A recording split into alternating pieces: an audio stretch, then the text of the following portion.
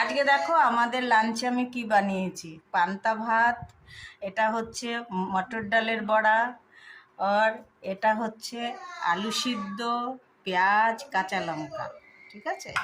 আর এটা আমি রেসিপিতে দিয়ে দিয়েছি, বেসন দিয়ে পেঁয়াজ দিয়ে একটা আলু মিক্সিতে ম্যাশ করে সেটা দিয়ে এরকম পাকোড়া বানিয়েছি রুটির মতো। এই যে, ঠিক আছে। এটা যার যেটুকু দরকার হবে চিড়ে চিড়ে ভাতের সাথে খাবে, এই হচ্ছে।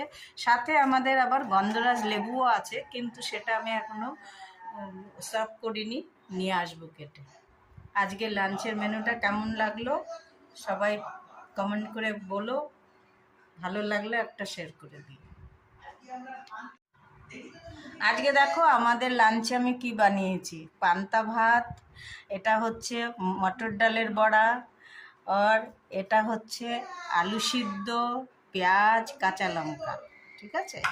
আর এটা আমি রেসিপিতে দিয়ে দিয়েছি, বেসন দিয়ে পেঁয়াজ দিয়ে একটা আলু মিক্সিতে ম্যাশ করে সেটা দিয়ে এরকম পাকোড়া বানিয়েছি রুটির মতো।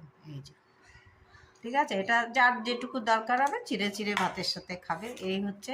সাথে আমাদের আবার গন্ধরাজ লেবুও আছে, কিন্তু সেটা আমি এখনো সার্ভ করিনি, নিয়ে আসবো কেটে। আজকে লাঞ্চের মেনুটা কেমন লাগলো সবাই কমেন্ট করে বলো, ভালো লাগলে একটা শেয়ার করে দিই। আজকে দেখো আমাদের লাঞ্চে আমি কি বানিয়েছি। পান্তা ভাত, এটা হচ্ছে মটর ডালের বড়া, আর এটা হচ্ছে আলু সিদ্ধ, পেঁয়াজ, কাঁচা লঙ্কা। ঠিক আছে।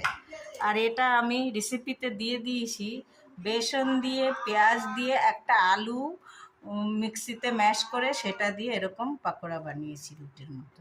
এই যে, ঠিক আছে। এটা যার যেটুকু দরকার হবে চিড়ে চিড়ে ভাতের সাথে খাবে, এই হচ্ছে। সাথে আমাদের আবার গন্ধরাজ লেবুও আছে, কিন্তু সেটা আমি এখনো সার্ভ করিনি, নিয়ে আসবো কেটে। আজকে লাঞ্চের মেনুটা কেমন লাগলো সবাই কমেন্ট করে বলো, ভালো লাগলে একটা শেয়ার করে দিই।